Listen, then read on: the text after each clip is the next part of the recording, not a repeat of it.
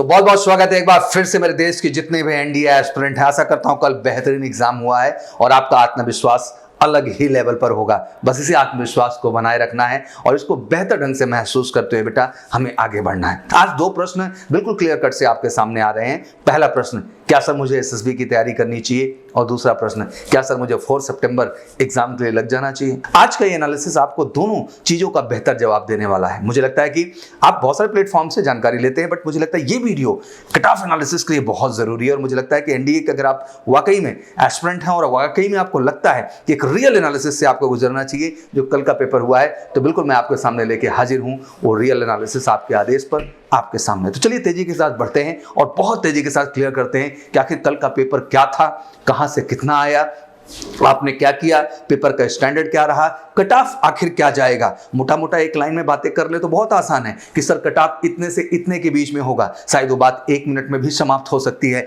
लेकिन मुझे लगता है कि कल के पेपर का डिटेल्ड एनालिसिस भी करना आपके लिए जरूरी है और उसी उद्देश्य विशेष के लिए मैं आपके सामने हूं। तो चलिए बढ़ते हैं तेजी के साथ। तो सबसे पहले हम बात करेंगे एनडीए फर्स्ट 2022 के मैथमेटिक्स पेपर के। कमाल का पेपर, हर बच्चे में आत्मविश्वास 10 टाइम और कमाल का कॉन्फिडेंस देखने को मिला है। फिर से एक बार अलजेब्रा ने अपने रोल को बेहतर तरीके से एस्टैब्लिश किया और 46 क्वेश्चन आए, जिसमें इजी 16 क्वेश्चन रहे, मीडियम आपके 25 क्वेश्चन रहे और 5 क्वेश्चन आपके हार्ड रहे। कहने का मतलब यह है कि बिल्कुल पेपर को आप इजी टू मॉडरेट लेवल पे देख रहे हैं। और अगर वाकई में आपने अलजेब्रा में अच्छी सी पढ़ाई की थी, एक बेसिक लेवल पे आपने प्रैक्टिस अपनी अच्छी की थी और खुद को एक बेहतर आत्मविश्वास के साथ लेके बढ़े थे, तो आपने कहीं ना कहीं 46 में कम से कम 40 क्वेश्चन अटेम्प्ट करने की जरूर कोशिश की होगी। वहीं ट्रिग्नोमेट्री की बात करते हैं तो 16 क्वेश्चन, एक बार फिर से अपने नंबर ऑफ क्वेश्चन की वैल्यू को ट्रिग्नोमेट्री ने मेंटेन किया। इजी 5 क्वेश्चन रहे, मीडियम 7 क्वेश्चन रहे और 4 क्वेश्चन हार्ड लेवल के बीच में आए। बच्चों ने इसमें भी कमाल का पार्टिसिपेशन दिखाया। 10 to 12 बच्चों ने क्वेश्चन अप्रोच करने की कोशिश की।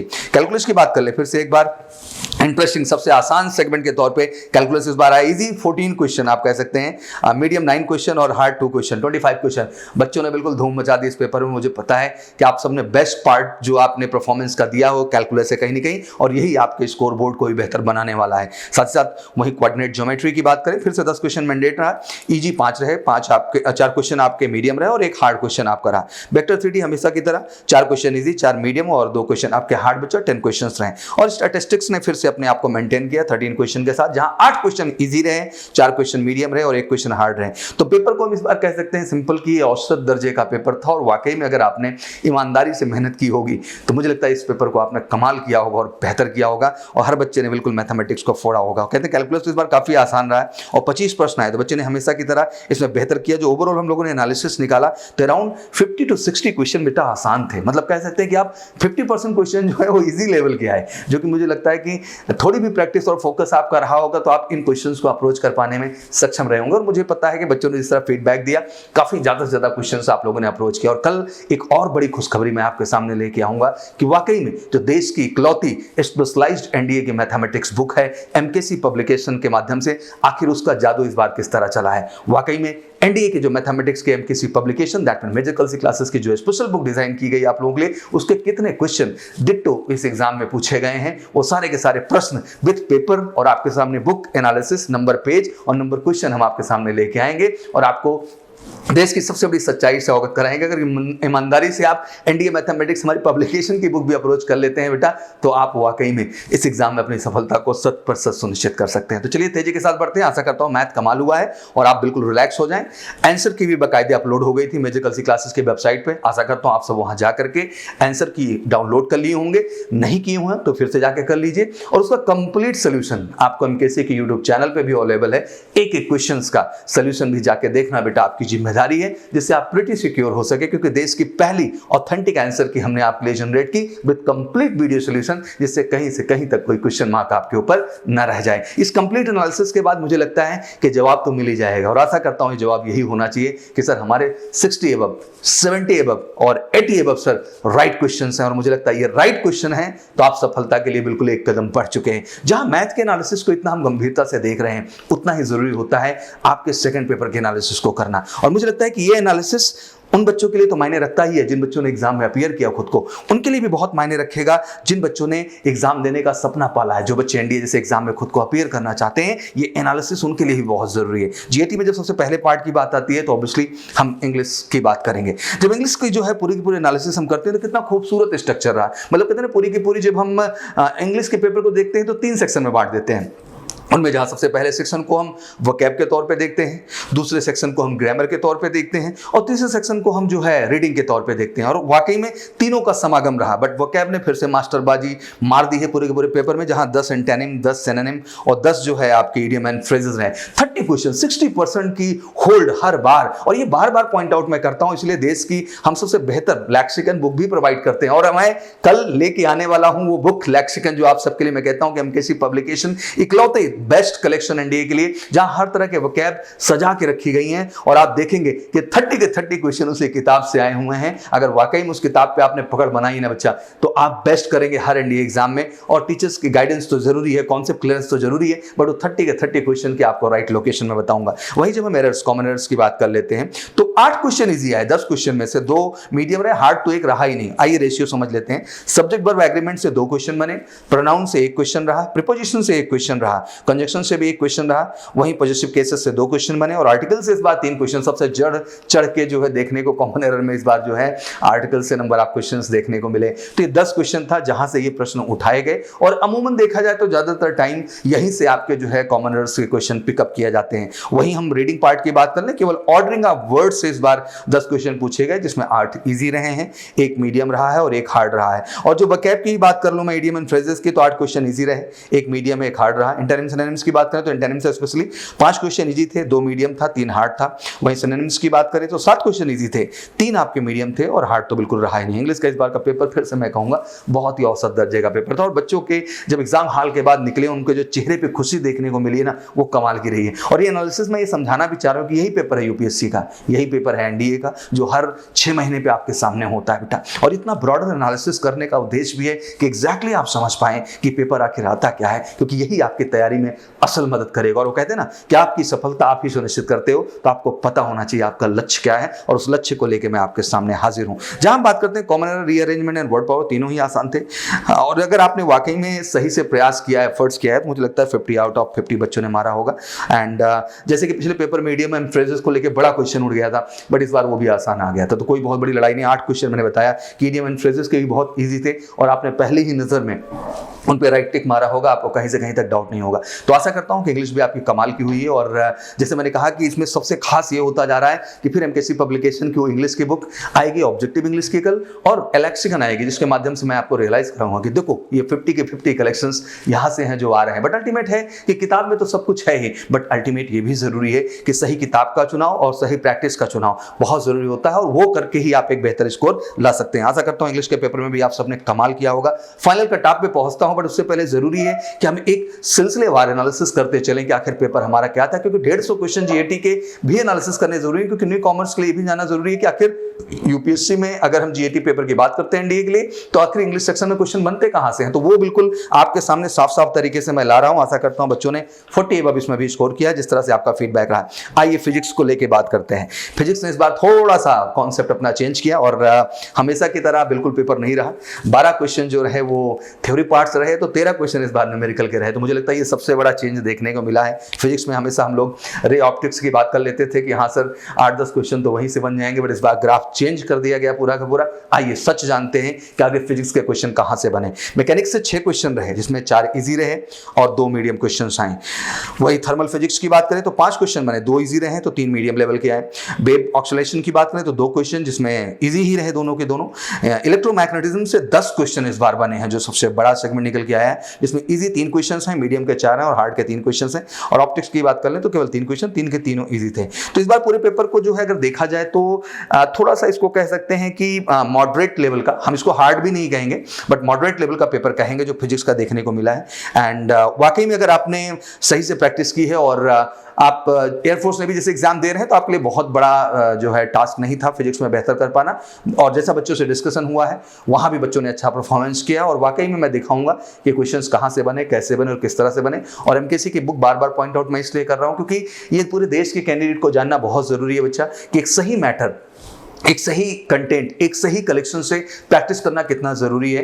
और वो देश का इकलौता प्लेटफॉर्म है एमकेसी का, जिससे एमकेसी पब्लिकेशन की बुक्स के माध्यम से, और ये सच हम बिल्कुल आपके सामने डिजिटली लेके आएंगे, जहां बिल्कुल ट्रांसपेरेंट तरीके से आपको ये चीजें दिखाएंगे। आशा करता हूं कि फिजिक्स में बच्चों ने 18 से 20 क्वेश्चन जो है बेहतर अप्रोच करने की कोशिश की है। केमिस्ट्री बायोलॉजी इस बार स्कोरिंग रहा पूरी तरह से। अगर देखें हम केमिस्ट्री को, तो फिजिकल केमिस्ट्री के 2 क्वेश्चन दोनों मीडियम लेवल के रहे, ऑर्गेनिक केमिस्ट्री के 3 क्वेश्चन जिसमें 2 मीडियम रहे, 1 ईजी रहा। वहीं इनऑर्गेनिक ने बिल्कुल कमाल कर दिया, इस बार 10 क्वेश्चन बनाए, 3 इजी, 3 मीडियम और 3 हार्ड क्वेश्चन बने आपके। आशा करता हूं कि केमिस्ट्री में आपने अच्छा किया होगा। सेल ने फिर एक बार अपना मेंटेन रखा, बायोलॉजी में पोजीशन, 4 क्वेश्चंस बने।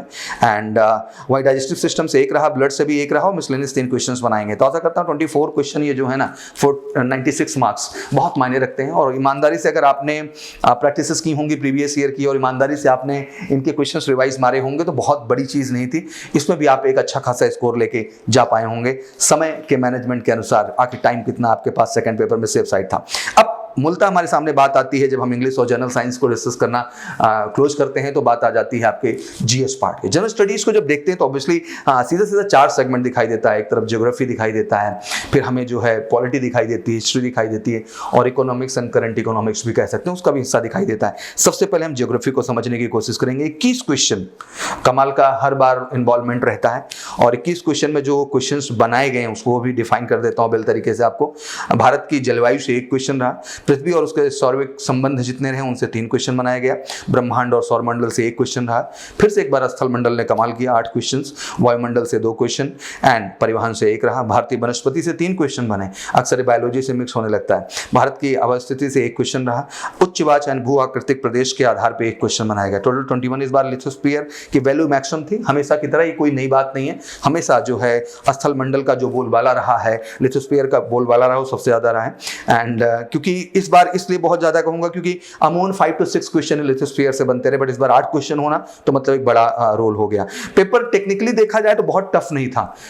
अगर आपने वाकई में एक कॉन्सेप्चुअलाइज स्टडीज की है और टीचर ने उस लेवल के कॉन्सेप्ट आप में डेवलप किए हैं, और कॉन्सेप्ट के साथ साथ वाकई में आपने इस तरह के क्वेश्चंस अप्रोच किए हैं, तो आपके लिए बहुत आसान रहा होगा। और फिर से मैं एक बार कहना चाहता हूं कि geography is all about map. Geography का मतलब यह है कि पूरा मैप बेस्ड स्टडीज है, और मैं बहुत प्राउड फील करता हूं एमकेसी में इस प्रोस्पेक्ट को लेकर के बेहतरीन तरीके से आपको मैप पे हर चीज, जितने भी हमारे ज्योग्राफी के एक्सपर्ट हैं वो बिल्कुल उसी तरह से आपको चीजों को डिलीवर करते हैं, गाइड करते हैं जो जरूरी। और फिर से एक बार कहता हूं कि यार कहते हैं किसी भी युद्ध में औजार बहुत मायने रखता हो, तो एमकेसी जो रूपी युद्ध कराता है डिफेंस एग्जाम से रिलेटेड, उसमें मुझे लगता है कि बुक्स अपने आप में एक बड़ा रोल प्ले करती हैं। और एमकेसी पब्लिकेशन देश का इकलौता पब्लिकेशन जो आपको सपोर्ट करेगा उस प्रोस्पेक्ट पे जाके। तो ज्योग्राफी में भी बच्चों ने कहा कि सर बिल्कुल बुक ने बहुत मदद किया, और मैक्सिमम नंबर ऑफ क्वेश्चंस वहां से हमें अप्रोच करने के मौके मिले हैं, जिसकी प्रेजेंटेशन लेके मैं आपके सामने आऊंगा।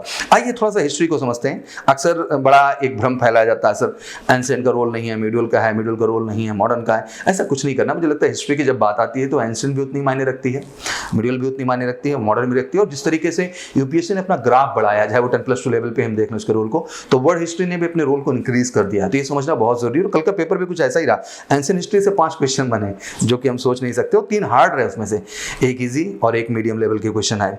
मिडिल हिस्ट्री बिल्कुल 0 रहा, 1 भी क्वेश्चन नहीं पूछे गए। मॉडर्न हिस्ट्री से 4 क्वेश्चन, 2 इजी 2 मीडियम, और हार्ड तो बिल्कुल 0 रहे। वर्ल्ड हिस्ट्री की 3 क्वेश्चन, 3 के तीनों हार्ड थे। बच्चों के मेंटल स्टेटस जो फीडबैक आया मेरे सामने। पॉलिटी के 8 क्वेश्चन रहे, जिसमें 5 इजी रहे, और 1 क्वेश्चन के आसपास जो है आपका मीडियम लेवल का रहा, बाकी क्वेश्चंस जो रहे वो आपके हार्ड रहे। दैट मीन कहने का मतलब ओवरऑल देखा जाए तो हिस्ट्री पॉलिटी का पेपर जो है वो काफी ठीक ठाक रहा, इतना हल्के में इसको नहीं आंका जाएगा। और जीएस ने इस बार थोड़ा सा बच्चों को घुमाया है, चाहे वो हम हिस्ट्री पॉलिटी पार्ट की बात कर रहे हो या फिर ज्योग्राफी पार्ट की बात कर रहे हो। अगर आपने वाकई में उस लेवल की स्टडीज या कॉन्सेप्ट स्टडीज नहीं की होंगी तो आपके लिए चैलेंजेस तो रहे होंगे। तो बिल्कुल ये मैं कहना चाहता हूं कि इंटरेस्टिंग प्रश्न तो थे ही। और विश्व इतिहास मतलब जब वर्ल्ड हिस्ट्री की बात करते तो तीनों हमने हार्ड जोन में रखा है, तीनों ही स्टैंडर्ड क्वेश्चंस थे। और इसका डिटेल जब हम डिस्कशन करेंगे उन प्रश्नों को तो टीचर्स आपके सामने तो वाकई में आपको बताएंगे कि किस तरह के क्वेश्चन बने, कहां से बने, और किस तरह से कॉन्सेप्ट पे आपको काम करना था जो आप बेहतर कर पाते। मुझे लगता है ये भी डिटेल आप प्रॉपर समझ पा रहे होंगे।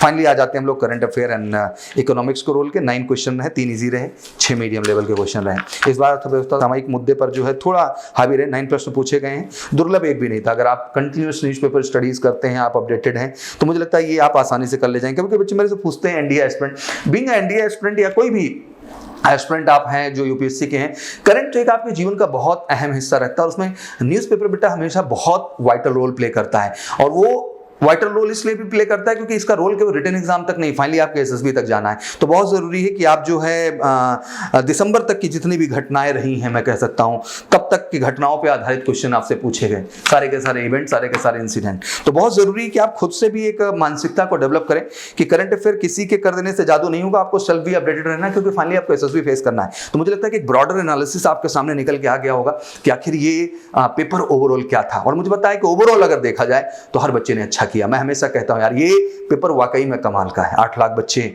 8000 का रिजल्ट, 1% का रिजल्ट और 40% तक की स्थितियां जाती हैं, क्योंकि आज भी कट ऑफ की ही बात होने वाली है ना, और कट ऑफ को लेकर मुझे लगता है सब बात कर रहे हैं। 40% में क्यों कहता हूं बेटा, सीधे सीधे जोड़ लेते हैं हम लोग। अगर 300 मैथमेटिक्स से भैया अगर 40% निकाले तो 120 मार्क्स बनते हैं। वहीं आपके 600 का सेकंड पेपर है, उसका 40% निकालते हैं तो 240 बनता है। तो 240 प्लस 120 कितना बन गया भाई? 360। ये तो बेसिक आंकड़ा है कि 360 होने के बाद तो क्वेश्चन मार्क नहीं है, आप रिटर्न में सफल हो गए हैं। क्या सफलता रिटर्न तक मायने रखती है? फाइनली आपका एसएसबी स्कोर भी बहुत मायने रखता है। कितना स्कोर कर लेंगे आप एसएसबी में? मुझे लगता है कि एक बच्चे के लिए 350 तक का स्कोर ले जाना एसएसबी में अपने आप में मायने रखता है, क्योंकि मैं टॉपर्स को देखता हूं तो 400 के आसपास स्कोर करते हैं एसएसबी के अंदर। अब चलो फाइनल जोड़ लेते हैं, 360 में 350 आप जोड़ लें तो 710 के आसपास आपका स्कोर आता है। मुझे सच में बताइए क्या ये फाइनल कट ऑफ को मीट करता है? अगर आपने 517 की फाइनल सिलेक्शन लिस्ट आपने 147 एंट्री की देखी होगी तो आपको अच्छे से ये बात पता होगा कि उसमें बच्चों ने 517 बच्चा जो जा रहा था वो इस ग्राफ के आसपास भी नहीं आ रहा था, वो भी 750 के एबव जा रहा था, 760 के एबव जा रहा था। मेरा ये कहने का मतलब ये है कि आपको फाइनल रिकमेंडेशन में जाना है बच्चा,